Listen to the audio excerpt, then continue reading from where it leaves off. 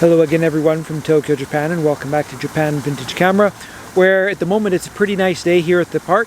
The weather's nice and warm.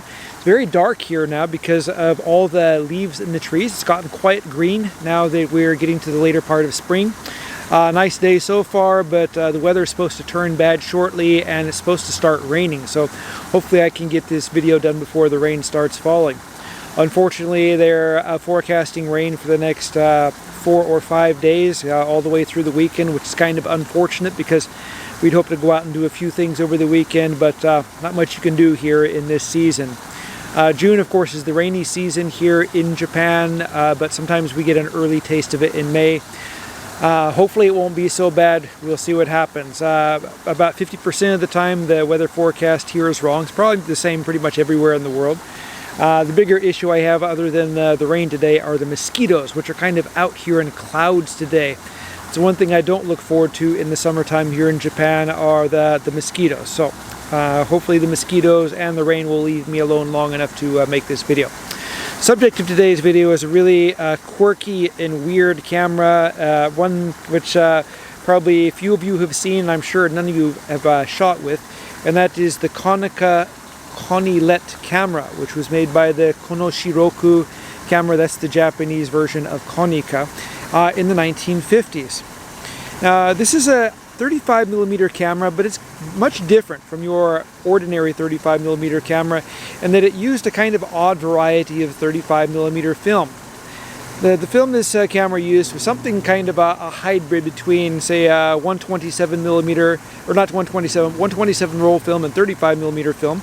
It used an unperforated film, which came in a special kind of cassette, and when loaded into the Konilette camera, it took a 30mm by 36mm exposure, which is something larger than the 24 by 36, which we usually get in a 35mm camera. And this camera, to make it kind of compact and use a compact film cassette, it took 12 exposures. Now this film is pretty much impossible to find today, and if you manage to do something impossible and find it, the film you find probably hasn't been made since, I don't know, Eisenhower was president, and probably doesn't work anymore nowadays. I'm kind of a little unsure about the logic behind producing a camera which used a special kind of film, especially when ordinary 35mm film had caught on so much in popularity. But yeah, there's no explaining what companies do. I can't imagine that Konica thought that this film would be some kind of a new trendy kind of format for shooting in film cameras, but they produce these cameras and they produce them for a fair amount of time. There are a few different versions of the Konilette. The original one is a bakelite camera. That is, bakelite is kind of an early form of plastic. And the top cover on these cameras was usually a blue bakelite plastic. This camera is the Konica or Konilette 2M, which features a light meter and features a metal top cover. Most of the rest of the camera is made of bakelite. And bakelite is kind of an interesting material. It's not really like a plastic. It's kind of brittle and breaks more easily than it melts. And it was used in a variety of automotive applications, things like distributor caps or other plasticky kind of parts which were attached to an engine were often made of bakelite because it didn't conduct electricity, and it was quite durable and resistant to heat. Camera makers generally used metal for pretty much the entire history of photography. But bakelite, it was kind of an interesting material which was brought out in the 1940s, 1950s, and a number of cameras produced in this era were made of this material. The Konilette is one, the Kodak Brownie was another, and certain other models, I can't think of them off the top of my head, but they used this material. It's kind of interesting because it's nice and smooth finish to it. It's warmer than metal. These Konilette cameras didn't come with any leatherette on the top, just kind of an embossed design on there. Pretty interesting.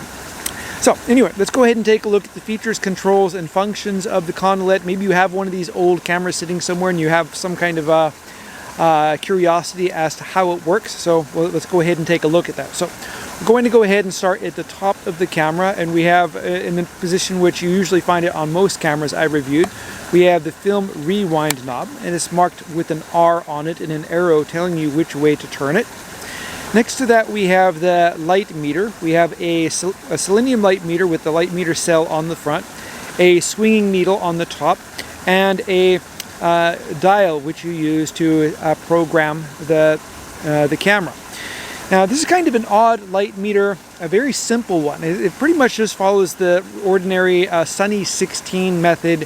What you do is there's an ASA setting here, and you would program the ASA setting to match the number on the dial, and then that fixes the shutter speed. And for operating the camera, you simply look at the needle and see where it lines up on the aperture scale, and you would line that up using the aperture ring on the camera, as well as setting the shutter speed following the ASA number, and you're pretty much good to go. I'll explain a little more detail about that once I open the front of the camera. Over here we have a shoe for mounting a flash gun. This camera could use a bulb flash or a strobe flash. Not that I think anyone would bother to use a flash on a camera like this. Here we have the film winding knob, and it has a film counter window here which kind of varies as you turn the knob. On the back of the camera we have a reset switch, which you have to switch each time you wind to the next exposure. This is very similar to the winding system which you find on certain medium format cameras like the say the Olympus 6, or cameras, some TLR cameras like the Recoflex cameras with the old mechanical winding system. It's very foolproof, and you get really good spacing for the film, and it's a very simple mechanism. Next to that here we have the switch which you use to unlock the mechanism so you can rewind the film. On the back here we have nothing here but the rivets which mount the film pressure plate on the inside. On the bottom of the camera we have nothing but a standard 1/4-inch tripod socket. On the front of the camera, to open the camera, you have to pull out on this latch and simply pull it downward, and that unfolds the camera and exposes the lens and shutter mechanism and the settings on the front. This camera has a bellows which extends kind of like a medium format or large format camera. One problem these cameras sometimes have is that the corners here on these bellows, from folding or unfolding, sometimes develop light leaks. This is very easy to fix. If you happen to take a look on Amazon, you can find this kind of paint which is called, I guess, t-shirt paint. Is for writing letters or art on t-shirts. This is a rubberized paint which is kind of resistant to being washed in washing machines. It works really well for fixing small holes and light leaks on the bellows. This is a leaf shutter camera, very similar to the medium format cameras which were very popular in the 1940s and 1950s. We have a couple of levers here to actuate it. We have a charging lever on the right side, and then we have the release lever on the right side. This camera here features a very short stroke to charge it. Unfortunately, the shutter on this camera is not working. I've got to take it apart and figure out what is wrong with it. But just a short pull on the lever on this side, and then touch the lever on this side, and that fires the shutter. There's a cable release located right next to it, so you can easily use a cable release with this camera. Right here we have the aperture lever. And if you look here, we have a scale showing the aperture settings, and we have a depth of field scale, kind of showing you how much depth of field you have at any given aperture. So in the front here we have the shutter speed ring, and in the front we have the focusing ring with a focusing scale. And this is a scale focus camera, not a rangefinder camera. You either have to use a rangefinder, say pocket rangefinder, one which clips on top of the camera, or simply just guess the distance. With a camera like this, we have a couple of detents here. Infinity is pretty easy. If you shoot at infinity, just focus the camera to infinity. The focus mark is here. And then we're set up with the focus distances here. And with a little bit of practice, you can get to focus one of these cameras very, very quickly. This camera happens to use a 55mm f3.5 lens. And it's kind of similar to the lenses which come on certain medium format cameras, where the lens elements are split. That is, the rear element and center elements are locked into position, and only the front element moves in and out and focuses the lens. It's kind of like what you have on the Tessar lenses in the Super Ikonta cameras. A pretty good system. Some people say that the system, I know I've said it before, that the entire lens moves in and out is actually a more accurate focusing system. But in my experience, and looking closely, I can't really tell any difference between the two different systems. They both work equally well, at least as far as I'm concerned. Now, I said once before I would explain in more detail how the light meter system works. If you're one of the very, very few people who have one of these cameras, and you're a part of the very, very, very few that has one with a working light meter, and on the very, very odd chance you might have some kind of working film for one of these cameras, this might come in handy. So, what you do to operate and set program the camera is first you would set the film speed using the ASA dial here, and I would use say 200 speed film. That's probably the most common you can find right now, and setting it to 200 speed here to match the dial. That moves you should adjust the shutter speed to 1/200th of a second, and then as you read the light meter here, it's giving me an aperture suggestion of f5.6, so I would set the aperture to f5.6, and then simply focus the camera, charge the shutter, and when you're ready to take a photo, simply fire the shutter by pushing down on this lever here, or by using a cable release. It's quite a simple system. If the camera goes down a range below, say it's saying that you don't have enough, you can't open the shutter long enough in order to take an exposure, open the shutter large enough because say it's too dark, you can move down one stop in the shutter speed, and then if you do that up here, you get a new range of settings for the aperture. It's a very simple system and kind of maybe a little bit easier to use than your typical handheld light meter.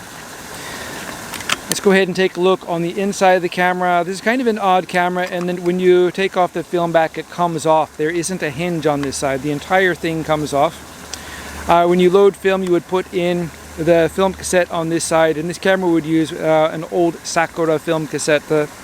Maybe you see the little sticker on the inside here which says Sakura film. Sakura is Japanese for cherry tree or cherry blossom. And you would load it very much similar to a normal 35mm camera by feeding the end of the film into the take-up sprocket or take-up spool. There is no gear on here because the film is not perforated in these cameras. There are no holes on the top or bottom. And as you can see, this is a larger opening than what we normally see on a 35mm camera. Technically, you could use ordinary 35mm film in one of these cameras if you could find one of the old Sakura film cassettes. These film cassettes, if you're careful, you can open them up, you can load them with film, and then you can seal them back up and use the film in one of these cameras. If you're a really die-hard person who really just has to see what one of these cameras is capable of, it is still possible to use them. It's a lot of work, but I have seen some people in Japan who've gone to the trouble of tracking down these old cassettes, or sometimes finding old stocks of the original film, removing the original film, which is no longer any good, and replacing it with more modern 35mm film. When you have the film loaded and set up on the take-up socket, or sprocket, excuse me, or take-up spool, then you would go ahead and set this here. Wind it once, and then we have a number here visible. So what you would do is hold this and kind of set it till you get the 0 number on the film counter, and then simply wind the film, and each time it stops, you take a photograph, push the lever over, that unlocks it, then you can wind on to the next photo, and so on and so on. And as you turn, each time a different number shows up in the film indicator window. And as I said, you get 12 exposures on a roll of film with one of these cameras. When the film is fully used up, you simply turn this, push this knob over, pull the release lever. That unlocks the winding mechanism. As you can see, it turns both ways when I have it unlocked. And then simply rewind the film following the direction of the arrow here, and then take out the film and develop it. I've tried to find more information about the Konilette 2. There are some manuals on the original Konilette. This camera is different because it has a light meter, and it has a separate kind of system here for rewinding the film. but pretty cool. I'm kind of curious. I don't know if I'm actually going to go to the trouble to try to shoot film with this camera or another one of these if I happen to come across it. But if you're looking for one of the more unusual Konica cameras, if you're a fan of Konicas or kind of oddball cameras in general, this might be a good addition to your collection. These are quite rare, and not a lot of them were made, but due to the fact that the film is a very difficult situation for these cameras, they don't have a whole lot of value. I didn't pay very much for this one. I got it mainly because I'd never actually seen one in person before, so now I've got it, and I kind of wish that I could use film in this camera because it is well made. It does have a good feel to it. I love the very bright viewfinder. Odd thing about this camera is that as an accessory, they sold a film mask which fit in the back, which allowed you to shoot in what they called the Leica format, which was the 24 by 36 format. And on the top and bottom of the viewfinder, you can kind of see gold baffles. And these allow you to frame your subject if you're using the 30 by 36 or 24 by 36 format. But anyway, I'm about done with this video. I don't really have much more to talk about with this. I wish there was more to say about it. I plan to be making more videos shortly. I know I've said that in the past. I've got more cameras on the way, so if you'd like to see these videos, please subscribe. I'm always trying to grow this channel to get more people interested in vintage Japanese cameras and film photography. It would help if you click the like button, and that'll get us hopefully more people to come and visit. Thank you very much for watching, and I hope you tune in again soon.